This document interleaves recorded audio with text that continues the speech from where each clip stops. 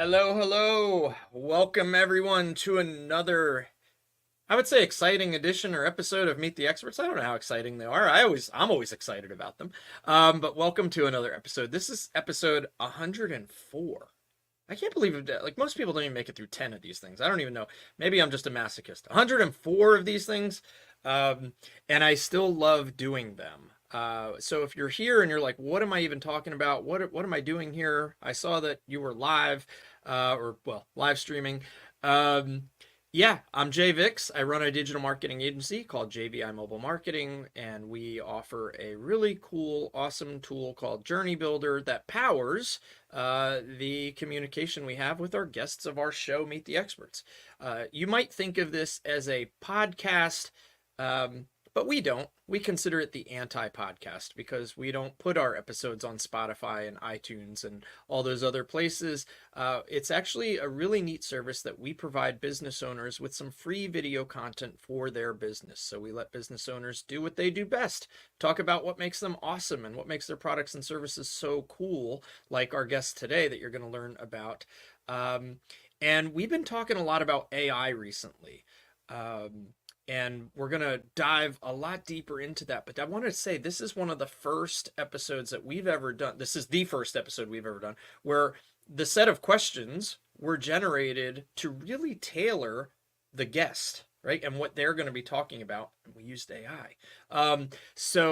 If you would like to be a guest on a future episode of Meet the Experts, stick around to the end of the interview and I will tell you exactly how you can be an upcoming guest on Meet the Experts. All you need is a product or service that you want to talk about, and it doesn't cost you anything. So, with that being said, today my guest is Justin Simpson. I've met Justin recently through the Alignable platform, which, guys, if you have a business and you're a small business and you're not on Alignable, um, go do it. That's all. Just go do it, and if you have questions, you can ask either one of us, I guess, after. But yeah, it's a great platform for networking, and we both really love it. We met on a Smart Connect, and what he's doing with an AI newsletter and training local small businesses on AI, I can't wait to dive in because we're doing the same thing, and there's just so much synergy here. So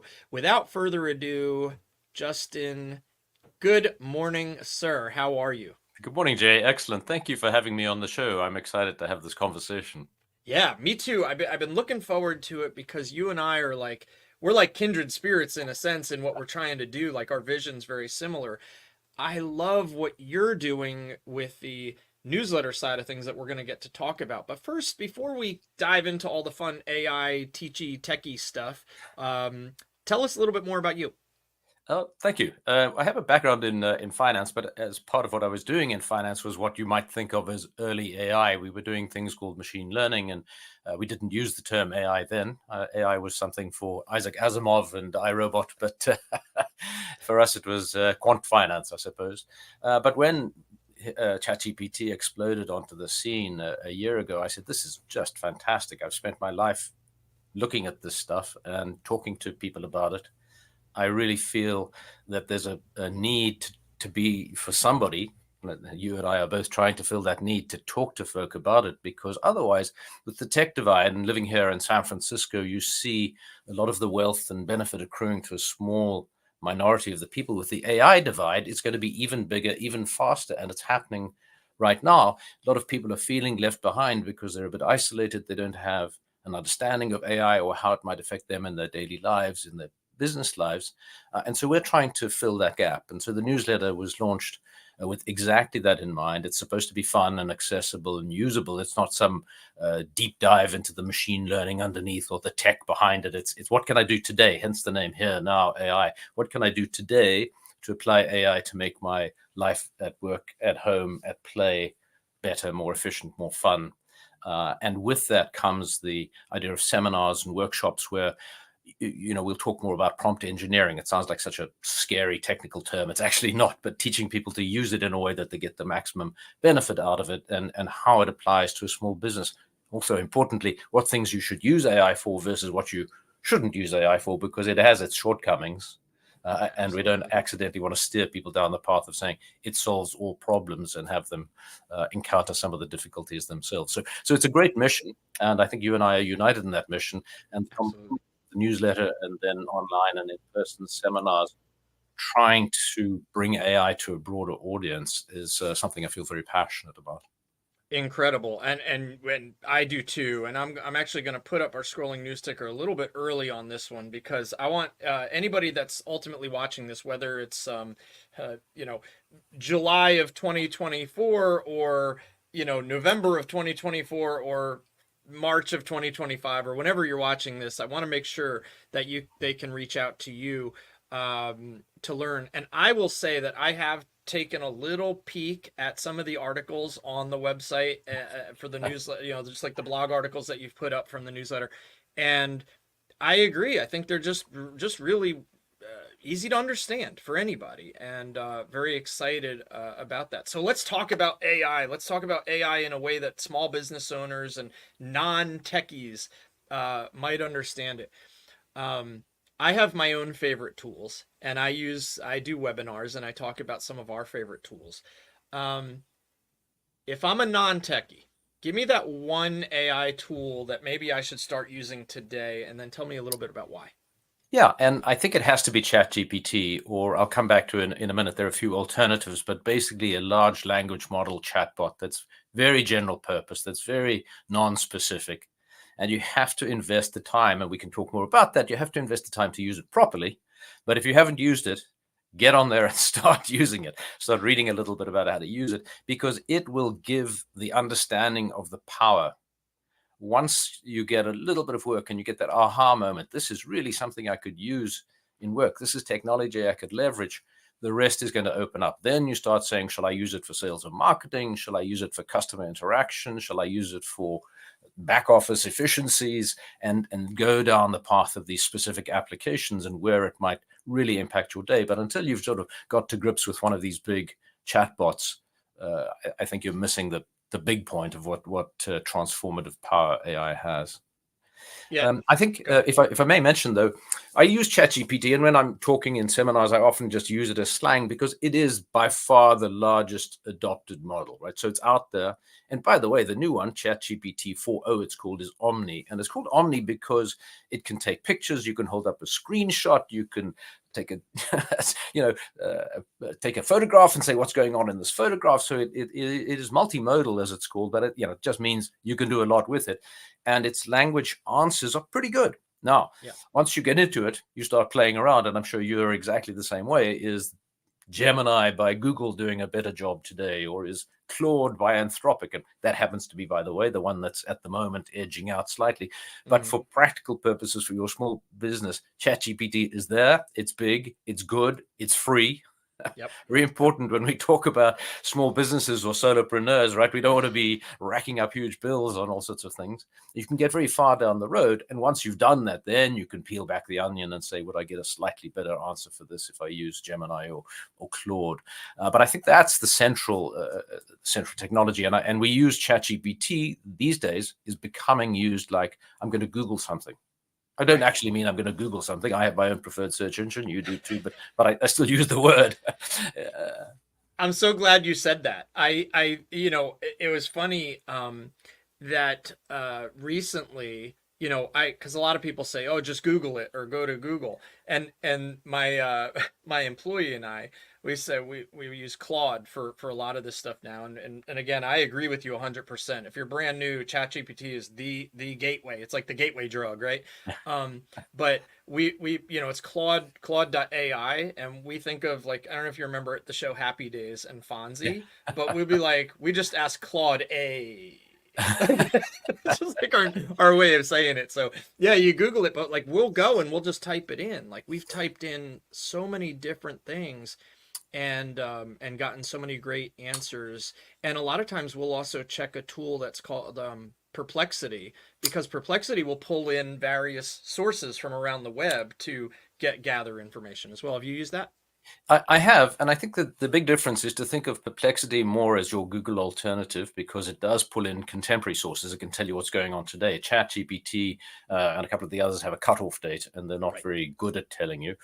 So they're really good at writing language or answering deep dive questions or giving context. But if you want to know stuff today, Perplexity is the best one, and importantly, because there are these things called hallucinations. Now they're getting less and less frequent, Hmm. but it can make stuff up.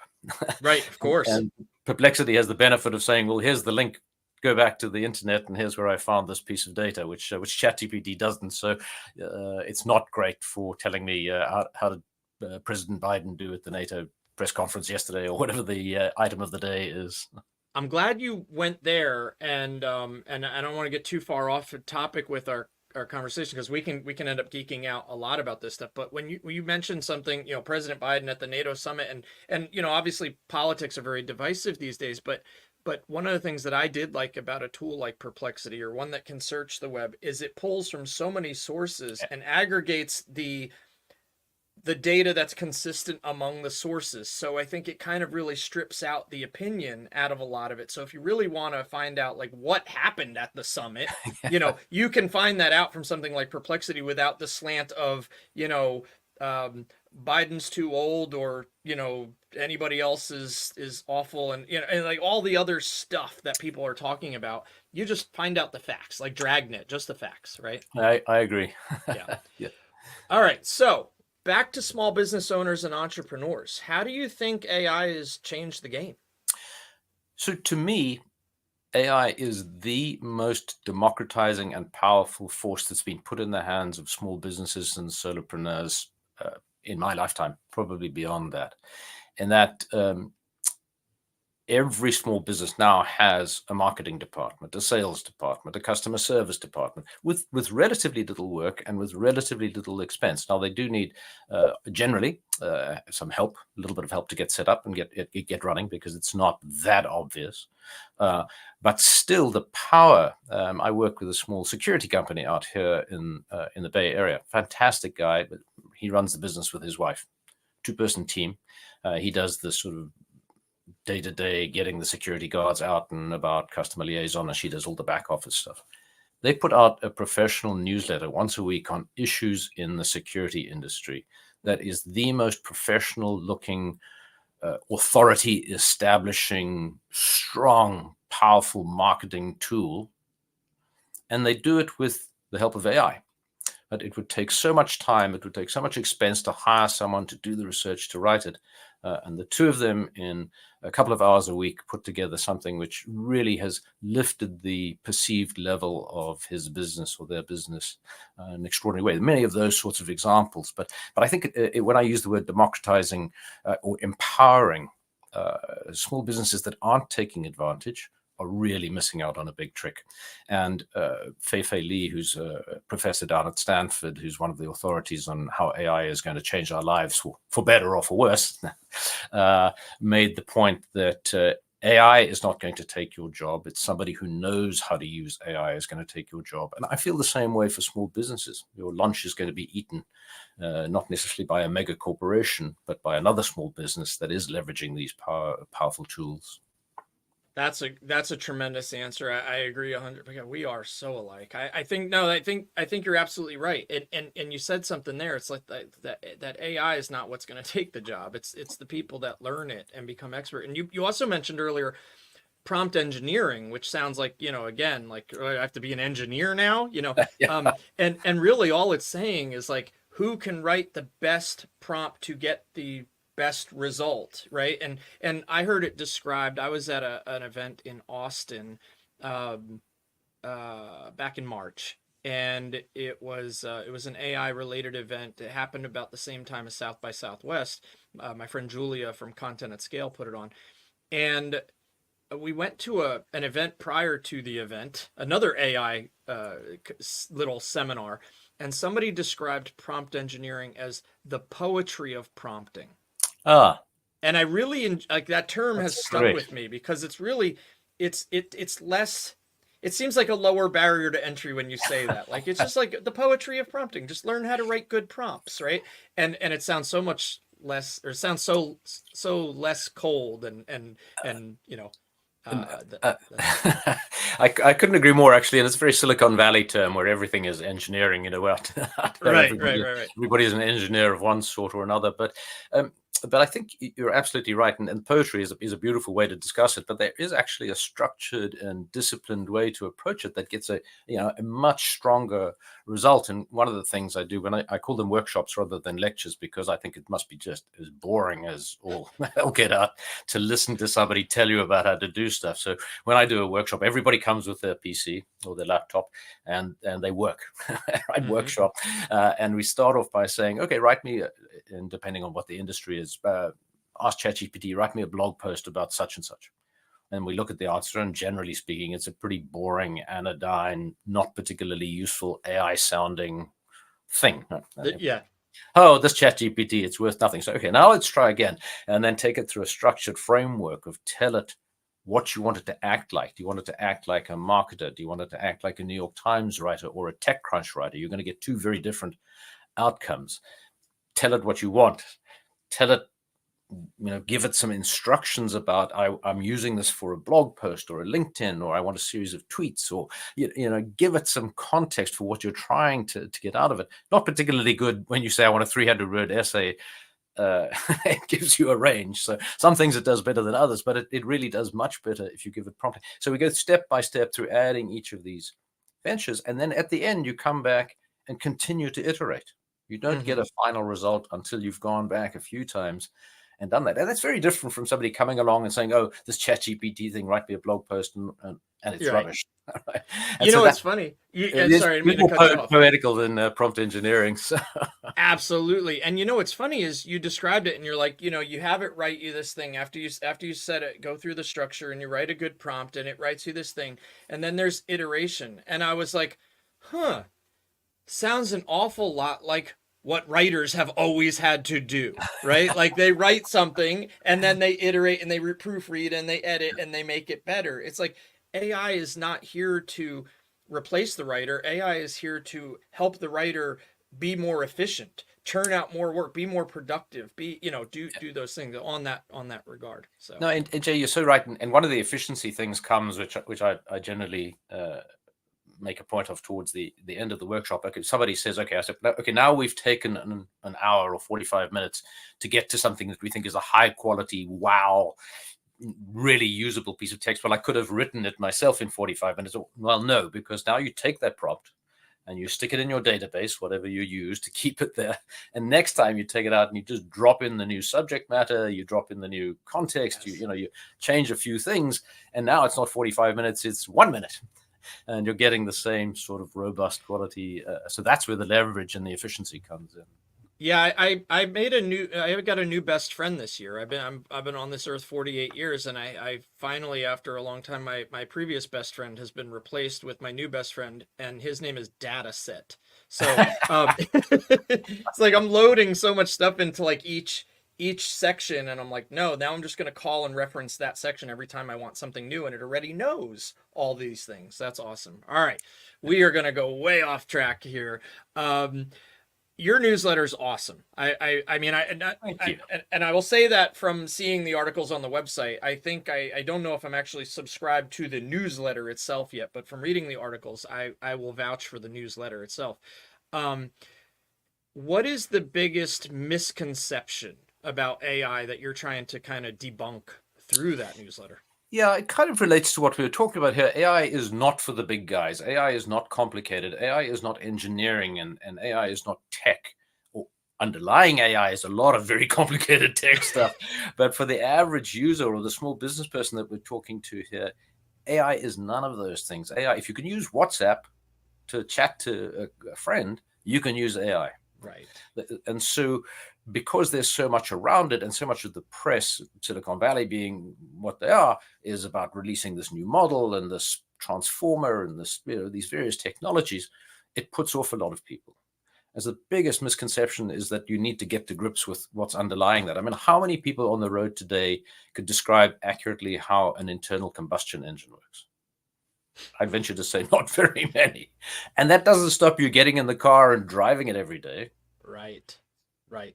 Oh, I Uh, love that example. That analogy is perfect. It's yeah. perfect. So that's really what we're trying to do, is to fill that gap, to give people, and what we call them accessible on ramps. But if I'm succeeding every week, a reader is taking one of the things that we put in the newsletter. It might be a work related efficiency thing, it might be something for home life organizing, or it might just be a fun thing. We did a piece a couple of weeks ago about a little app in which you upload a photo and it gives you back a Pixar image.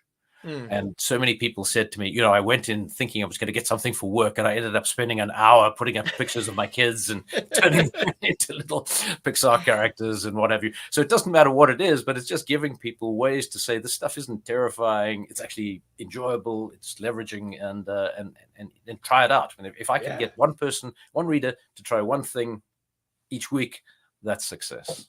Well, and speaking of success and speaking of readers and getting them to try something, so you have, I think you told me, now correct me if I'm wrong, but it's over 15,000 subscribers. Is that correct? Yeah, just about 17,000 people that are all non-technical. We don't write anything technical at all, and we don't write about the future, the long-term future of, are we all going to become replaced by robots and what have you. I mean, there's a legitimate conversation there, but Sure. that's not my space, right? My space is saying, here now, what can I do today? What sort of tools are out there? As I say, at work, but also at home, in the entertainment space. But mainly thinking about this context: how do I leverage myself as an employee, and potentially as a small business person? How do I leverage my entire business using these tools? That's awesome. So the next question, I think we've kind of alluded to it. You said you had a security company who's used stuff and done the newsletter, and then you talked about the Pixar creating images. But has anyone given you, like, have you just had like a surprising success story from somebody that's followed your newsletter? Well, I'll tell you the most recent because it's kind of a fun one. I don't know if you've had the same experience, but many of us struggle when you go through a Zoom call, even if it's a one-on-one, but Hmm. particularly if there's a group, and you write down notes while you're trying to participate in the call. You're jotting down your notes about what's going on, what's the to-do list, what's the takeaway, who's going to do what to whom, and then sometimes you get back afterwards and you look at the notes and it's, wow, that's not really as full or comprehensive as I want. So along comes AI in its first iteration and says, okay, we're going to take care of that for you. We're going to give you a summary um, of your call. And it's built into Zoom. If anybody's a Zoom user, it's called the AI Companion, or there's a thing called Otter AI, which is very popular, which is like adding an extra person to your Zoom call, but that Yep. person is an AI who's listening and trying to take it. And people have generally been quite unhappy with the product because it has no context. It's taking a bundle of words spoke by a number of people and trying to make some sort of coherent framework out of the spaghetti. And so we featured a tool just a little while ago called Granola. And Granola is an AI tool that's designed to say, you don't have to change the way that you work. We're just going to make the way that you work more efficient. So you continue to write down your notes, which are partial and not fully baked and what have you, but it gives some sense of where you think there's an important point or a priority or a number that comes out that's important, or who's going to do the to-do list. So you put those notes on the side, and in the meantime, it transcribes the conversation, and now it has a coherent framework into which to fill it. And it fills it in for you. And by the way, you can say, if I'm interviewing somebody for a job or it's a marketing pitch or something like that, give it context, Hmm. and it will fill it in according to that context. And so one of our readers who tried that phoned back and said, this is a game changer for me. Now, game changer is strong in a context of something that's taking notes for a call, but it's been a pain point for that person Sure. that trying to wrestle with in this virtual world where a lot of our communication is online. That's something that's actually producing a coherent, usable framework. So now you, instead of having to take that summary from Zoom or Otter and spend half an hour or 45 minutes cleaning it up and polishing it and correcting the mistakes and what have you, you've got something that you can use, send out to your team or to the people that you're on the call with within a couple of minutes. That's incredible. So I had heard the term, I had heard the of the product granola, but I hadn't really uh, looked into it or done any research, so I wasn't really familiar with it. I had just heard it mentioned. I had something similar to Otter, which is Fireflies, which works Yeah. native in my Google Meets, and I wonder now about looking into Granola and saying, hey, can we, how do we combine? I'll go layers deep on the onion on that one. Yeah. But that's There's a cool. certain Thank you for that. personality who says, I've got the best one. Is there a better best one? Well, and that goes with something that I know you and I have talked about, and I've said it on every webinar that I do, is a lot of software as a service companies, and I own one, right? I own a SaaS product. And I offer the same thing. Hey, buy a year up front and we'll give you 2 months free, right? Like we all make these offers as software companies these Yeah. days. And I say on every single webinar, when you're looking at these AI tools, they're all going to make you that offer. Save 2 months, pay for a year up front. And I'm like, don't do it. It's moving so fast. Buy it on a month to month. So this way, when the next hot tool comes out next month, you just move to that one. But yeah, like it's Granola, Firefly, Otter, like, all these AI tools. It's like, yes, go check it out, and then if something else comes out, let's like we're all like bugs to a lamp, right? Yeah, and I think that is part of the new world, because the pace of change is so incredible. And what we try to feature in the newsletter is always there's a free trial or some limited usage period or some way to access it without paying money. Because if we're a small business, or frankly, if a private individual, but a small business in particular who's trying to control things, saying, now I need you to sign up for X amount per month, and then you've got ChatGPT, and then you've got Claude. Next thing you know, your bill has ballooned, much like we do with our Netflix and our Hulu and our whatever, our subscriptions to these various streaming services. Absolutely. That's not generally necessary. So Granola, as an example, I think gives you 25 meetings before you figured out if you like it or not. And I think that's plenty to work out if the technology is going to work for you. Others give limited free trial, or take your first month and then subscribe. And I think that's important, and I hope that continues to be part of the AI tool framework, because it does. I think for most businesses, you can figure out pretty quickly, is this something that fits in with my way of working, with my way of thinking? Am I seeing the benefits of the leverage before you need to commit to spending the money? That's a brilliant point. That is an absolute brilliant point, and I appreciate it so much. All right, we've got a couple questions left. We're gonna start wrapping up. Justin, this has been amazing, and I'm so glad we've become good friends now through all of this. But if you're talking to a non-techie, which you do regularly through the newsletter, but if you could give somebody, a non-techie, just one piece of advice about leveraging AI, what would that piece of advice be? So I think it really two parts to it. Actually, there's two pieces of advice, if I may, so split the answer. Sure. The one is practice. We talked about this, whether you call it prompt engineering or prompt poetry, but you're not going to get it right the first time. And that's what these workshops are about, and other ways to get there, other resources that are available on the web that teach you how to do this. You're not going to learn it from listening to us. You're going to learn it by listening to us and being inspired to say, okay, I'm going to devote half an hour or an hour to seeing if I can get something out at the end that's dramatically different to what I start off with. And whether you do it in a structured way or just by experimenting, do it. Because it's really not a technology that lends itself to wow on the first instance, and now I'm never again need to do any work about it. And then the second is, whether you choose to use our newsletter or other sources, experiment broadly. So there's a brilliant tool called Reclaim AI, which, and the idea is reclaim your time. Very structured. It fits into your Google Calendar, and you tell it, okay, every day I want to exercise and I want to eat, take 30 minutes for lunch, but I don't mind when I do that. Every day I'd like to find time to call my wife, or whatever my priority is. Every day I need to go through my emails. I need to schedule advertising. I need to devote time to finance my business. And it juggles your calendar around and reorders it so that you make the most efficient use of time. Then when life gets in the way and something changes, you take out that appointment, or fix that one, and it reshuffles. I tried that. It's a great concept for time efficiency management. It just didn't fit with my lifestyle. I'm not that rigidly calendar driven. Okay. So I played with the technology for a few days. I gave it a good college try. And then I said, no, this is not for me. And I think that's kind of the message, that people need to just try these things out and see, because not every tool works for every business. But there's enough there that you'll find the things that do work for you, depending on your style and what your needs are and what your opportunity set is. I'm really glad you said that because I have another practical example to that. So my stepmom, she is an expert on a lot of breeds of dogs. She's judged some of the biggest dog shows in the world at different breeds, and she was very big in the world of Akitas through the 70s and 80s. And she knows, like, in my opinion, she's like one of the world's foremost experts on Akitas, right? Of that breed of dog. And I know she's got many others that she knows. But I was showing they were visiting my house recently, and I had said, act as a, an Akita expert and tell me 7 things that most people won't know about Akitas, about the Yeah. breed.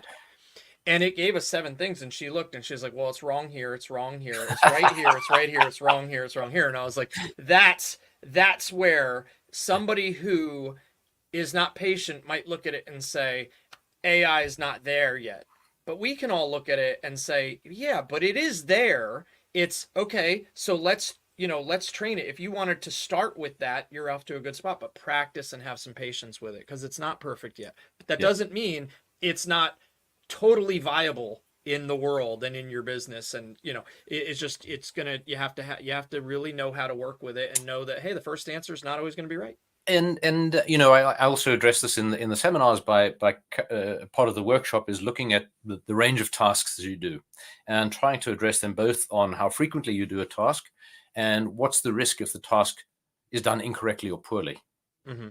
And some tasks you do a lot of, and if I get my message wrong one day, my AI written newsletter has a grammatical error or something like that, it's not going to change the world. Right? Versus if I have a financial impact by sending out something that if I get it wrong, boy oh boy, is going to hurt my business. That's a different thing.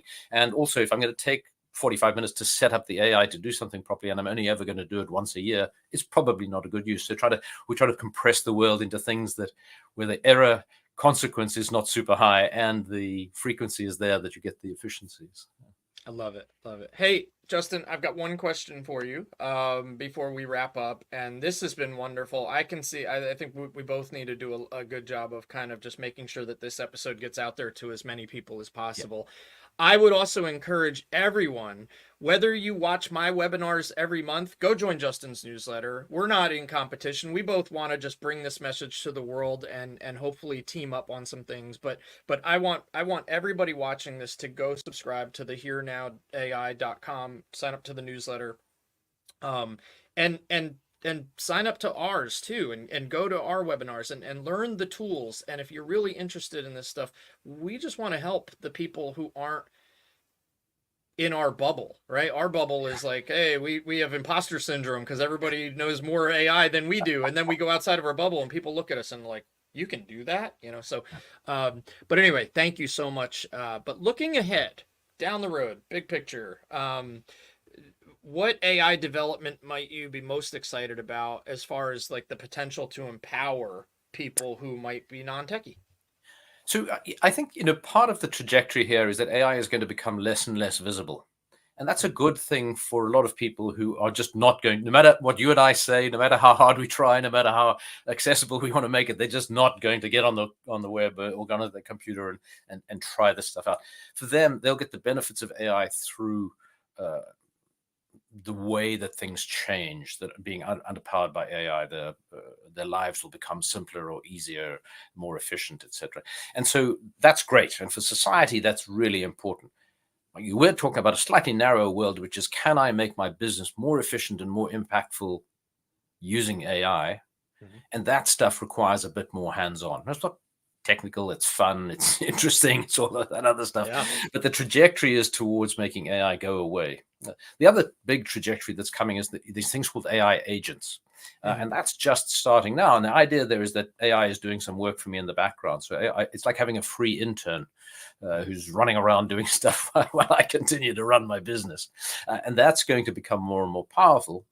So right now, an agent can, for example, go out every night while you're sleeping and scour the internet for relative news that's relevant to your business and present you with a nice, neat summary in the morning, etc. Kind of low risk and doing work while you sleep. The next step will be tell the AI to go and book me the cheapest flight from San Francisco to Atlanta. Now, I'm not ready to give the AI my credit card details yet. It's not because the risk of it getting it wrong is kind of high. Yeah, But yeah, that's the absolutely. sort of direction of travel of these AI agents. And so I think it just comes back to what we're talking about. Some folk will just never they'll get the benefits, but as AI is incorporated into everything, every aspect of how they interact with life in general. But I think this opportunity is now for small businesses and solopreneurs to sort of grab the moment and really leverage that technology in a way that that dramatically impacts their bottom line through better sales, more customer service, lower operation costs, whatever the benefit might be. Yeah, and But I thank think you so that's much for been having me, Jay. I really appreciate it. I'm happy to find a kindred spirit, and I think we both share the same passion. So. absolutely. I agree with you on the operational cost side. I think that's one of the biggest things that I've seen is that the costs to operate business have gone down more so than maybe the gains. It's a gain. It's a addition by subtraction in that regard, Yeah. and that's awesome. Justin, thank you so much, man. I really appreciate this. And wow, we actually this is one of our longer episodes, but I bet you we could probably make this one 2 hours, but nobody really wants that, so we'll call it cool. we'll call it quits. And I really do appreciate you guys. Guys, check out Justin if you want to email him. Justin at hearnowai.com. Go to hearnowai.com and jump on the newsletter. Subscribe to the newsletter. Justin, thanks again. I'll talk to you soon. Thank you so much, Jay. Really nice to chat. You got it. Take care. That was awesome. That is so much fun. I love talking about this stuff, and really, we could, I'm like frantically trying to like write down some of the tools, granola and reclaim that we were talking about, and just a wonderful, easy conversation to have. So, guys, really go check out Justin at hearnowai.com. I did tell you if you stick around to the end, and I'm just looking for that on my screen now, I would tell you how you can be a future guest on Meet the Experts. Now the banner has changed at the bottom. If you want to be a guest of Meet the Experts here in the future, just visit www.meettheexpertspodcast.com, meettheexpertspodcast.com. Fill out the form, book a sound check with me. That's just a little time where we can get to know each other and get to know your business, and we'll actually schedule our recording. It's that easy. And then when we give it to you and you repurpose this content, and we'll give you, it's like having a year's worth of video content created for you and your business. So take advantage of it. It's free, and I would look forward to meeting you. It's our way of expanding our network. And if you want to learn more about the software that we use to power Meet the Experts, it's Journey Builder. It's an all-in-one marketing software solution, so it'll handle all of your contact management, communication, websites, forms, funnels, landing pages, email, text, everything you could ever want to do, social media automation, everything. Even has AI. A lot of AI integrations. Just check it out, getjourneybuilder.com. That being said, thank you again. Do something nice for somebody else today before you go to sleep tonight. And we'll see you on our next episode. Take care, everybody.